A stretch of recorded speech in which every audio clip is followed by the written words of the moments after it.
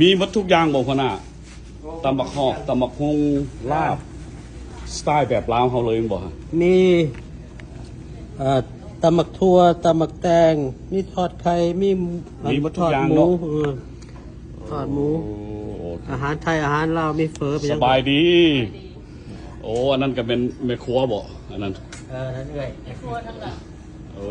ตายมาเบิ่งเอาแล้วห้านเจ้าอยู่พุ่นบ่ยังอยู่บ่เก่าคือเก่าบ่เออเพิ่นก็อยู่เพิ่นก็มาแต่พุ่นตัวโตบ่อนเดียวกันทันตัวบ่ ออกมาจากกันข้อส่วน เออ